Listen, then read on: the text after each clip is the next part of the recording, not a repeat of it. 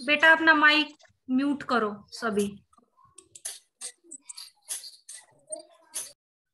और कितनी बार बोला जाएगा आपको कि अपनी क्लास जब ज्वाइन करते हो तो नेम और रोल नंबर से ज्वाइन किया करो, बाद में ग्रुप पे सेंड करते रहो अपना नेम लिख के रोल नंबर।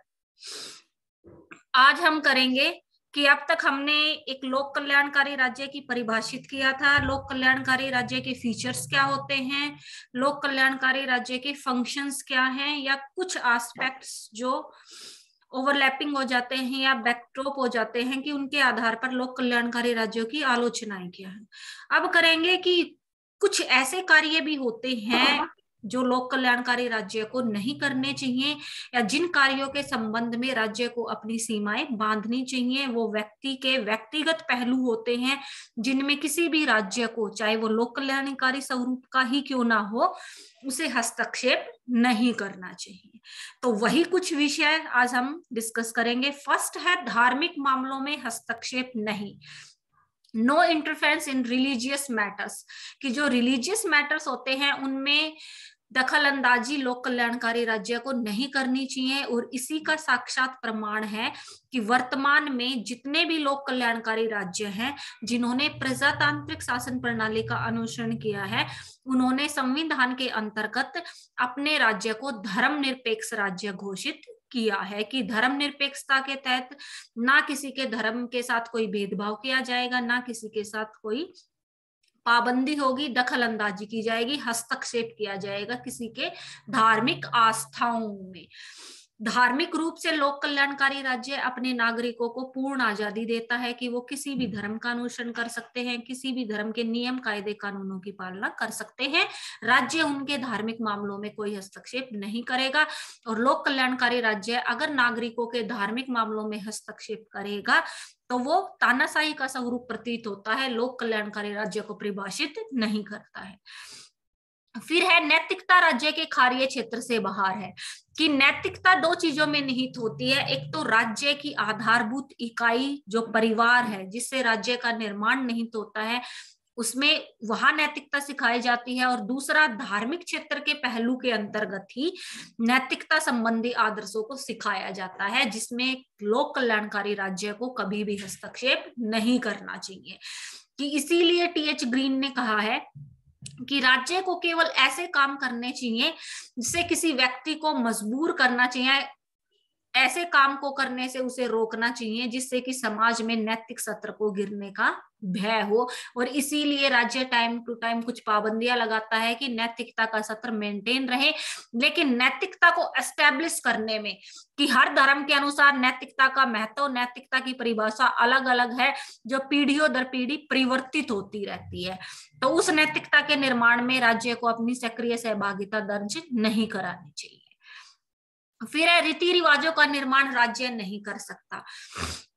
रीति रिवाज समाज के आधारभूत ढांचा होते हैं जिनका निर्माण समाज के अंतर्गत किया जाता है। ये व्यक्ति के पूर्णतः व्यक्तिगत पहलू हैं और रीति रिवाज धर्म पर, आस्था पर निर्भर होते हैं, जिनका निर्माण राज्य के द्वारा कभी भी नहीं होना चाहिए और ना राज्य को इन रीति रिवाजों में हस्तक्षेप करना चाहिए। लेकिन जब रीति रिवाज समाज या राज्य के विकास में बाधक हो जाए तब राज्य उन बुरे रीति रिवाजों के उन्मूलन के लिए कानून बना सकता है। लेकिन किसी भी रीति रिवाज को मानना या नहीं मानना है, इस तरह की पाबंदियां अपने नागरिकों पर राज्य नहीं लगा सकता।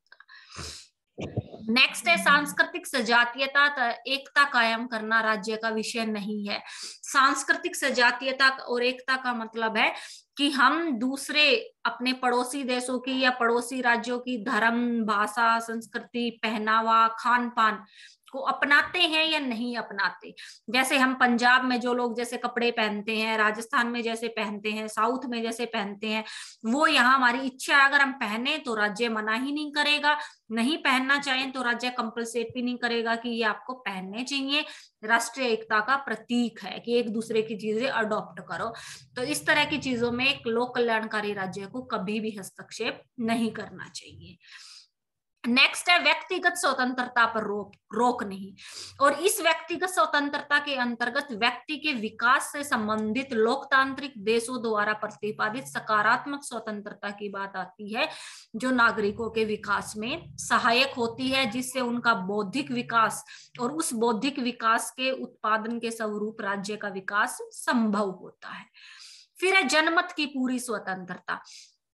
जनमत की स्वतंत्रता के अंतर्गत एक तरह से राजनीतिक स्वतंत्रता ही निहित है कि राज्य अपने सभी नागरिकों को ये पूर्ण आजादी देता है कि वो अपनी शासन व्यवस्था के संबंध में अपने विचार प्रकट कर सके, कि जिन प्रतिनिधियों को चुन के उन्होंने ये अधिकार प्रदान किया है कि वो उनके लिए कानूनों का निर्माण करेंगे, उन प्रतिनिधियों की योजनाओं के बारे में, शासन प्रणाली के बारे में, संविधान के बारे में अपनी स्वतंत्रताओं, अधिकारों की मांग कर सकते हैं। प्रेस की आजादी होती है, समाचार पत्र के या प्रेस के माध्यम से अपना जनमत प्रकट कर सकते हैं कि वो योजनाओं से सहमत है या असहमत से है, सरकार से किसी भी चीज की मांग उठा सकते हैं। फिर है फैशन। फैशन सांस्कृतिक रहन सहन या फिर वेशभूषा उसी पॉइंट में निहित हो जाता है कि किस उस राज्य के नागरिक किस तरह के कपड़े पहनते हैं, या दूसरे देशों को फॉलो कर रहे हैं, या निरंतर अपनी पारंपरिक वेशभूषा को भूलकर दूसरी चीजों को अडॉप्ट कर रहे हैं। ऐसे विषयों में एक लोक कल्याणकारी राज्य को कभी भी हस्तक्षेप नहीं करना चाहिए। फिर आता है पारिवारिक जीवन में हस्तक्षेप नहीं। और पारिवारिक जीवन का एक पहलू हमने पहले किया था कि राज्य कार्य करता है परिवार नियोजन का। तो परिवार नियोजन और पारिवारिक जीवन दोनों को डिफरेंशिएट या अच्छे से समझने की जरूरत है। इसमें परिवार के बढ़ाने या परिवार नियोजन की बात नहीं है, इसमें है पारिवारिक जीवन, कि हम जिस परिवार में रह रहे हैं उसके अंतर्गत हमारे मूल्य, मान्यताएं, धर्म, नैतिकता, रीति रिवाज, खाना पीना, ओढ़ना पहनना कैसा है, इन मुद्दों में राज्य कभी भी हस्तक्षेप नहीं करना चाहिए राज्य को, क्योंकि ये व्यक्ति के व्यक्तिगत पहलू है, आंतरिकता के पहलू हैं, जिनमें अगर राज्य हस्तक्षेप करेगा तो व्यक्ति की आंतरिक या व्यक्तिगत स्वतंत्रता में हस्तक्षेप हो रहा है। फिर आता है कि क्या भारत एक कल्याणकारी राज्य है। तो अब तक हमने जितना भी स्टडी किया है, हमने लोक कल्याणकारी राज्य के फीचर्स भी कर लिए, लोक कल्याणकारी राज्य के फंक्शंस भी कर लिए कि लोक कल्याणकारी राज्य की क्या विशेषताएं होती हैं और लोक कल्याणकारी राज्य क्या कार्य करता है। तो उन सब का जब हम अध्ययन करते हैं तो हम देखते हैं हमारे संविधान के अंतर्गत ये सारी चीजें निहित है, कि सारी चीजें जो इसमें जिनका वर्णन किया गया है कि राज्य को क्या क्या काम करने चाहिए, क्या करना चाहिए, शिक्षा का प्रबंध, मजदूरों की भलाई कानून, यातायात, आवागमन, स्वास्थ्य रक्षा, खेती उद्योग, व्यापार का विकास, समाज सुधार कार्य, कि ये सारे काम भारत भी करता है, कि भारत एक लोकतांत्रिक प्रजातांत्रिक देश है जिसके अंतर्गत संविधान ने भी भारतीय नागरिकों को कुछ सुविधाएं प्रदान की हैं, और उसके साथ साथ संविधान में मौलिक अधिकारों, मौलिक कर्तव्यों और नीति निर्देशक सिद्धांतों के माध्यम से भारत को एक लोक कल्याणकारी राज्य के रूप में प्रदर्शित किया गया है, कि मौलिक अधिकारों के तहत जो सरकार है वो नागरिकों को कुछ अधिकार प्रदान करती है, कर्तव्यों के तहत वो नागरिकों से कुछ कर्तव्यों की उम्मीद रखती है, जिससे राष्ट्रीय एकता व्याप्त रहे, राष्ट्रीयता बनी रहे। फिर उसी तरह बहुत सारे आर्टिकल्स के अंतर्गत पिछड़े वर्गों, दलित वर्गों, SC ST के विशेष सुविधाएं, राष्ट्रीय महिला आयोग बनाया गया है, सामाजिक न्याय समानता स्थापित करने के लिए कमीशंस की स्थापना की गई है। तो बहुत सारी चीजें ये प्रदर्शित करती हैं कि वास्तविक रूप में भारत में जिस तरह की शासन प्रणाली है या भारत का जो संवैधानिक ढांचा है वो नागरिकों के कल्याण के लिए योजनाएं बनाता है। नागरिकों के सार्वभौमिक विकास में शारीरिक, आर्थिक, बौद्धिक, सांस्कृतिक, नैतिक सभी विकास समाहित हो जाता है। नागरिकों के सामूहिक विकास के लिए योजनाएं बनाई जाती हैं, कोशिशें की जाती हैं, और इसीलिए भारत को एक लोक कल्याणकारी या कल्याणकारी राज्य माना जाता है, कि यह सिद्ध हो जाता है कि भारत एक कल्याणकारी राज्य है।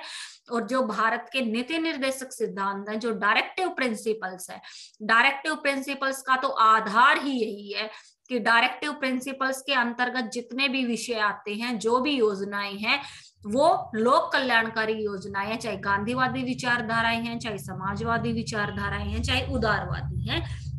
वो सारी की सारी यही प्रदर्शित करती हैं कि एक लोक कल्याणकारी राज्य को अपनी अर्थव्यवस्था पर निर्भरता रखते हुए कौन कौन सी योजनाएं लागू करनी चाहिए। तो भारत, अगर शॉर्ट क्वेश्चंस में जैसे कई बार पूछ लिया जाता है क्या भारत एक कल्याणकारी राज्य है, तो हाँ, भारत एक कल्याणकारी राज्य है। और किन आधारों पे है वो फिर एक्सप्लेन करके लिखना है कि संविधान के तहत नागरिकों को सुविधाएं दी है, मौलिक अधिकार दिए हैं, नीति निर्देशक के साथ सुविधाएं, दूसरे वर्गों के लिए आयोग, कमीशन बनाए गए हैं, वो सारी चीजें। अब है कि राज्य के आधार की, राज्य के जिस लोक कल्याणकारी स्वरूप की बात हम करते हैं, उसमें राज्य के दो आधार या नागरिकों के विकास के दो सबसे महत्वपूर्ण पहलू हैं। एक है सामाजिक और दूसरा है आर्थिक। ये दोनों पहलू की व्यक्ति समाज का सदस्य होता है, और आर्थिक रूप से संपन्नता उसकी सबसे बड़ी जरूरत होती है कि उसे दोनों टाइम खाना अच्छे से मिल रहा है या नहीं। तो सबसे पहले है कि राज्य एक सामाजिक परिवर्तन के साधन के रूप में कैसे है कि राज्य नागरिकों को, या जिस समाज के अंतर्गत नागरिक रह रहे हैं, उनमें राज्य के द्वारा क्या क्या परिवर्तन संभव है, राज्य समाज पर कैसे नियंत्रण रखता है। तो सबसे पहले है सामाजिक कुरीतियों को दूर करना, कि समाज में जो बुरी चीजें हैं, जैसे दहेज प्रथा, छुआछूत, बाल विवाह, दास्ता प्रथा थी पहले, मद्य निषेध से संबंधित विधियां हैं, तो उनसे इन सामाजिक बुराइयों को समाप्त करने का काम राज्य करता है। राज्य इन बुराइयों को खत्म करने के लिए कानूनों का निर्माण करता है, जिससे समाज विकसित हो सके। फिर स्प्रेड ऑफ एजुकेशन, शिक्षा का प्रसार, कि सामाजिक परिवर्तन अगर लेके आना है तो सबसे महत्वपूर्ण है शिक्षा। अगर समाज के सभी नागरिक शिक्षित होंगे तो जिन समस्याओं का ऊपर वर्णन किया गया है वो समस्याएं स्वतः धीरे धीरे समाप्त हो जाएंगी। फिर है स्वास्थ्य तथा सफाई, कि समाज में सफाई और स्वास्थ्य पर भी राज्य को सबसे बड़ा ध्यान देने की जरूरत है, क्योंकि ये ऐसे विषय हैं जिनके अंतर्गत बहुत सारी महामारियों या बहुत सारे आर्थिक ढांचा जो निर्भर करता है, अनचाहे खर्च से बचा जा सकता है। और इसीलिए राज्य चिकित्सा केंद्रों की स्थापना करता है, बीमारी की रोकथाम के लिए उचित उपाय या कदम उठाता है। जैसे रिसेंटली लॉकडाउन लगाया गया है, सफाई को प्राथमिकता जो दी जाती है वो राज्य के इसी दिशा में कदम है। फिर है सामाजिक सुरक्षा। सामाजिक सुरक्षा का मतलब है असहाय व्यक्तियों की आर्थिक रूप से मदद करना, जैसे बूढ़े, दिव्यांग, विधवा या बेरोजगारों को जो बेरोजगारी भत्ता मिलता है, इनको भत्ते या पेंशन की सुविधाएं दी जाती हैं, कोटे का राशन दिया जाता है इन्हें, गरीब व्यक्तियों को कम रेट पे घर प्रदान किए जाते हैं, कि सामाजिक रूप से उन्हें भी दूसरे देशों के दूसरे लोगों के साथ समान रूप से आ सके। फिर है परिवार नियोजन और परिवार कल्याण, की बढ़ती हुई जनसंख्या को, क्योंकि जनसंख्या एक ऐसा मुद्दा है जो समाज का ढांचा बदल देती है, और ढांचा जब समाज का परिवर्तित होता है तो बहुत सारी समस्याएं पैदा होती है, बेरोजगारी, बीमारी, भूखमरी, अराजकता छा जाती है। तो उसको रोकने के लिए राज्य के द्वारा परिवार नियोजन या परिवार कल्याण की योजनाएं लागू की जाती हैं, जिसके तहत प्रावधान है, जैसे कि अब गवर्नमेंट एम्प्लॉयज जो होते हैं कि 2 बच्चे होते हैं तो 2 बच्चों पे उन्हें चाइल्ड अलाउंस भी मिलता है। हाँ, मैटरनिटी लीव जैसे फीमेल वर्कर्स को मिलती है, साथ साथ उन्हें CCL चाइल्ड केयर लीव भी 2 बच्चों तक मिलती है। अगर तीसरा बच्चा है तो उसका उन्हें चाइल्ड अलाउंस भी नहीं मिलता है, ना उन्हें उसकी CCL मिलती है, चाइल्ड केयर लीव जो बोला जाता है जिनको। फिर है सार्वजनिक सेवाएं। सार्वजनिक सेवाओं का मतलब है नागरिकों की जो दैनिक उपभोग की जो वस्तुएं हैं, दैनिक उपभोक्ता के दौरान जिन चीजों को वो यूज करते हैं, डाकघर की सेवा, सड़क मार्ग की, रेलवे की, टेलीफोन्स की, रेडियो की, समाचार पत्र, या वो जो भी माध्यम जिससे उन्हें अपने राज्य की गतिविधियों की जानकारी मिलती है, या जिन चीजों को वो यूज करते हैं अपने दैनिक जीवन में, वो सेवाएं राज्य के द्वारा प्रदान की जाती है। फिर है सामाजिक समानता, की समाज में जाति, रंग, धर्म, लिंग, व्यवसाय के आधार पर किसी के साथ कोई भेदभाव ना हो, और इसी आधार पर लोक कल्याणकारी राज्य समाज के इन्हीं सब आधारों पर भेदभाव की पूर्णतः मनाही करता है। तो ये सारे वो सामाजिक पहलू हैं या वो सामाजिक परिवर्तन है जो समाज के पहलू हैं जिनको राज्य परिवर्तित करता है पाबंदियां या कानून बना के। और इसीलिए जो एक लोक कल्याणकारी राज्य है वो बहुत जरूरी है व्यक्ति के विकास के लिए।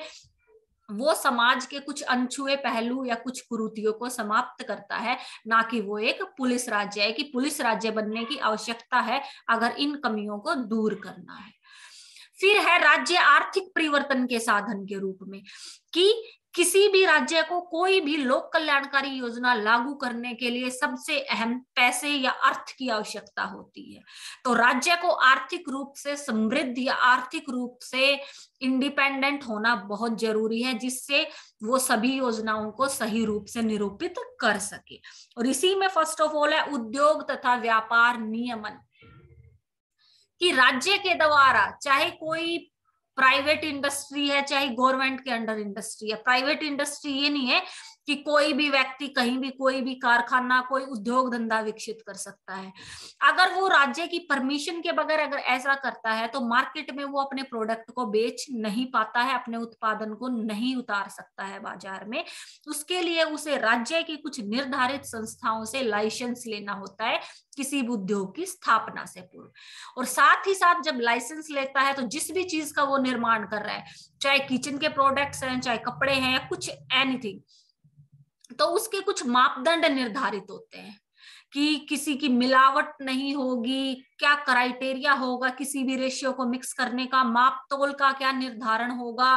आप अपनी चीज को कहाँ भेज सकते हो। जैसे स्टेट वाइज जो प्रोडक्ट होता है उसको डायरेक्ट स्टेट इंटरनेशनल लेवल पे नहीं भेज सकता, वो चीज पहले हमारी सेंट्रल गवर्नमेंट परचेज करती है फिर उसको इंटरनेशनल मार्केट में उतारा जाता है। तो इस पर राज्य का नियंत्रण अनिवार्य है क्योंकि ये राज्य के आय का साधन है।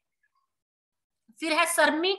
और कमजोर वर्गों की सहायता, कि देश में आर्थिक परिवर्तन लाने में सबसे बड़ी अहम भूमिका होती है मानव संसाधन की, कि जो लेबर है जो ह्यूमन पावर है वही सबसे बड़ा रेवोल्यूशन या चेंज लेके आती है किसी भी राज्य की अर्थव्यवस्था में। और इसीलिए एक लोक कल्याणकारी राज्य अपने राज्य के अंतर्गत कामगार वर्ग जो होता है उसके लिए कुछ सुविधाएं कुछ नॉर्म्स नियम कायदे कानून डिसाइड करता है। जैसे काम के घंटे निश्चित है,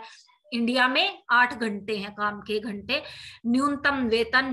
वेतन का मतलब है जैसे मनरेगा योजना के तहत हर व्यक्ति को 100 दिन के रोजगार की गारंटी है जिसका एक न्यूनतम वेतन डिसाइड होता है।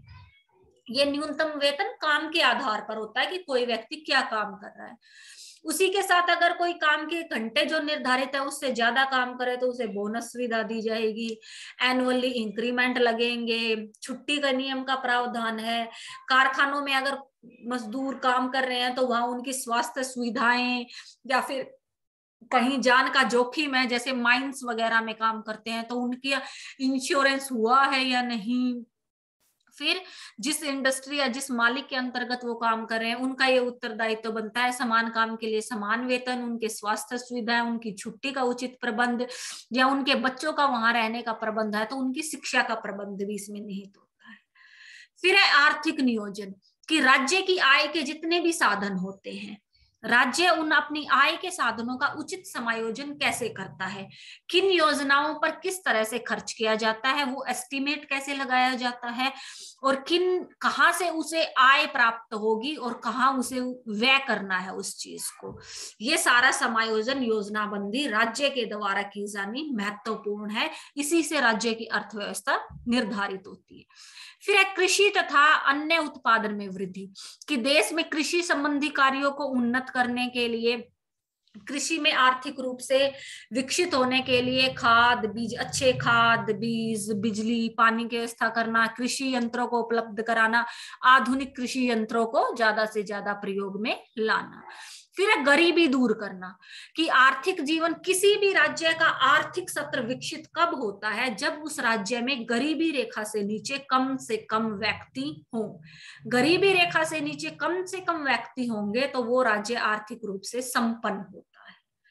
फिर आती है लाइसेंसिंग एंड टैक्स सिस्टम, कि किसी भी उद्योग धंधे को स्थापित करने से पहले राज्य के द्वारा उसकी गुणवत्ता की जांच करके लाइसेंस प्रदान किया जाता है, और साथ ही साथ टैक्स का कर देने का भी प्रावधान है कि आपका कितना प्रोडक्शन होता है, कितना उत्पादन होता है, उसके आधार पर कितना टैक्स दिया जाएगा। चाहे वो प्राइवेट सेक्टर है, सरकारी नौकरी में कोई एम्प्लॉय है कि उसकी कितनी सैलरी है, उसका कितना डिडक्ट होगा मंथली, ईयरली, कितना टैक्स बनेगा, उससे में कोई भी हेरफेर नहीं किया जा सकता है।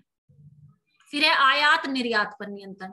कि आर्थिक परिवर्तन के लिए या आर्थिक निर्भरता के लिए राज्य को यह भी ध्यान में रखना होता है कि कम से कम आयात किया जाए, ज्यादा से ज्यादा निर्यात किया जाए, जिससे कि राज्य में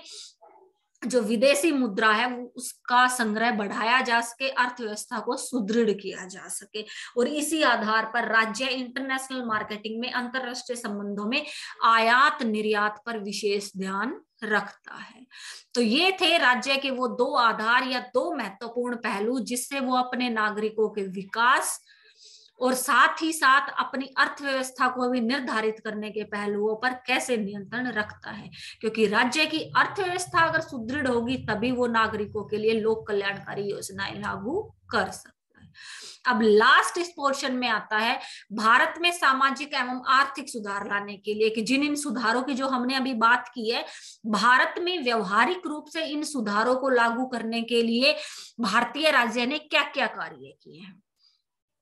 तो सबसे पहले सामाजिक क्षेत्र में परिवर्तन के लिए क्या किया गया है भारत में। तो सामाजिक क्षेत्र में परिवर्तन के लिए सबसे पहले तो संविधान के अंतर्गत पिछड़े वर्ग, अनुसूचित जाति, जनजातियों को आरक्षण प्रदान किया गया है। दूसरा, छुआछूत को दंडनीय अपराध घोषित किया गया है। फिर शिक्षा के प्रसार के लिए योजनाएं बनाई गई हैं, जिसके तहत सार्वभौमिक प्राथमिक सत्र की निशुल्क शिक्षा का प्रावधान है। न्यू एजुकेशन पॉलिसी जब इंप्लीमेंट होगी तो उसमें सार्वभौमिक निशुल्क शिक्षा का, माध्यमिक शिक्षा तक का प्रावधान है कि मिडिल तक की एजुकेशन अब फ्री मिलेगी। उसी के साथ साथ प्रौढ़ शिक्षा पर भी बल दिया गया है कि जो बुजुर्ग अपने समय पर स्कूल नहीं जा पाए उनको अब पढ़ाया जाए। और इसी दर में 1951 में जब हम इंडिपेंडेंट हुए थे तो हमारी लिटरेसी रेट, साक्षरता दर थी 18.33, जबकि 12वीं पंचवर्षीय योजना जब खत्म हुई 2012 से लेके 2017 तक 80%, और वर्तमान में 2021 तक हमने साक्षरता का 89% लक्ष्य अचीव कर लिया है। फिर आती है स्वास्थ्य योजनाएं, कि हर गांव शहर में पीएचसी होती है ना, पब्लिक हेल्थ सेंटर होता है, आंगनवाड़ियां होती हैं, बच्चों को टीके लगाए जाते हैं, परिवार नियोजन से संबंधित योजनाओं से अवगत कराया जाता है, साफ पानी का प्रबंध करवाया जाता है, रोगों की रोकथाम के लिए जैसे अब वैक्सीन घर घर जाके लगाई जा रही थी, हर गांव में, आंगनवाड़ी में, हर जगह सेंटर्स बनाए जा रहे थे वैक्सीनेशन के लिए। फिर है मद्य निषेध या बाल अपराध, भिक्षावृत्ति, इन सबको क्राइम्स की कैटेगरी में रखा गया है, या स्त्रियों के साथ किसी भी प्रकार की कोई अभद्रता की जाती है घर पे या कार्यस्थल में या कहीं भी, तो उसके लिए राज्य ने कठोर कानूनों का निर्माण किया है। फिर है स्त्री विकास के लिए, कि स्त्रियों को पुरुषों के समान काम, समान वेतन, प्रसूति अवकाश, साथ ही साथ उन्हें चाइल्ड केयर लीव्स, उसके अलावा कार्य क्षेत्र में उनकी मानसिक और शारीरिक सुरक्षा के लिए प्रावधान, की इस नौकरियों में स्त्रियों के लिए आरक्षण का प्रावधान, जिससे कि वो भी पुरुषों के समान दौड़ में शामिल हो सके। तो ये सारे वो प्रावधान है जो वास्तविक रूप में भारत द्वारा कानून बना के या संविधान में ही कुछ चीजों को समाहित करके सामाजिक क्षेत्र में परिवर्तन को दर्शाया गया है, कि जो चीजें पहले नहीं थी, भारत ने आजादी के बाद जब संविधान लागू किया तो इन सब चीजों को इम्प्रूव किया है। फिर है आर्थिक क्षेत्र में परिवर्तन। तो आर्थिक क्षेत्र में सबसे पहली चीज यही है बेरोजगारी और गरीबी की समस्या, क्योंकि इंडिया की जो पॉपुलेशन है उस पॉपुलेशन के हिसाब से जो अनएम्प्लॉयमेंट का जो रेट है वो डेवलप्ड कंट्रीज के कंपैरिजन ज्यादा है, और इसका सबसे बड़ा कारण है संपत्ति का असमान वितरण। और संपत्ति के असमान वितरण की वजह से ही भारत की हर संभव कोशिश होती है कि बेरोजगारी और गरीबी को एक ही आधार पे दूर किया जा सकता है, सकल घरेलू उद्योग को विकसित करके, कि हर कोई सरकारी नौकरी की तरफ या उसी एक दौड़ में शामिल ना हो, खुद इंडिपेंडेंट बनने की कोशिश करे, चाहे वो कृषि का क्षेत्र है या किसी भी अन्य उद्योग का क्षेत्र है। इसीलिए ग्राम विकास योजनाएं चालू की गई हैं, जिसके अंतर्गत कृषि उत्पादन में भी वृद्धि हुई है। साथ ही साथ जो एक मिश्रित अर्थव्यवस्था वर्ड आता है, कि मिश्रित अर्थव्यवस्था का क्या मतलब है, कि कारखाने सरकार द्वारा चलाए जाते हैं और वहां पैसा जो लगा होता है वो पूंजीपतियों द्वारा लगा होता है, कि पूंजीपतियों का मनी इन्वेस्टमेंट होता है, लेकिन सरकारी योजनाएं उनके माध्यम से इंप्लीमेंट की जाती हैं। वहां ये नहीं है कि कोई अपनी मनमर्जी से मजदूरों से काम कराएगा, वहां सरकार द्वारा बनाए गए रूल, निर्धारित मजदूरी, काम के घंटे निर्धारण और ये सारी सुविधाएं वहां उनको मिलेंगी। फिर आता है पंचवर्षीय योजनाएं। जो पंचवर्षीय योजनाएं, हमें पंचवर्षीय योजनाएं राइट डाउन ना करके हमें यहाँ लिखना है राज्य द्वारा निर्मित योजनाएं, क्योंकि पंचवर्षीय, लास्ट पंचवर्षीय योजना 12वीं पंचवर्षीय योजना थी जो समाप्त हो चुकी है 2017 में। उसके बाद से जब से योजना आयोग की जगह नीति आयोग बना था, तो नीति आयोग ने 12वीं पंचवर्षीय योजना के बाद कोई पंचवर्षीय योजना नहीं बनाई। पंचवर्षीय, हालांकि जब पंचवर्षीय योजनाएं जब बनाई जाती तो उसमें 5 वर्षों का ढांचा निर्धारित किया जाता था, कि 5 वर्ष में देश का में क्या क्या आर्थिक परिवर्तन आएंगे, कहां से आय के साधन होंगे, कहां व्यय किया जाएगा, कौन सी योजनाएं बनाई जाएंगी। लेकिन वर्तमान के वैश्वीकरण के दौर में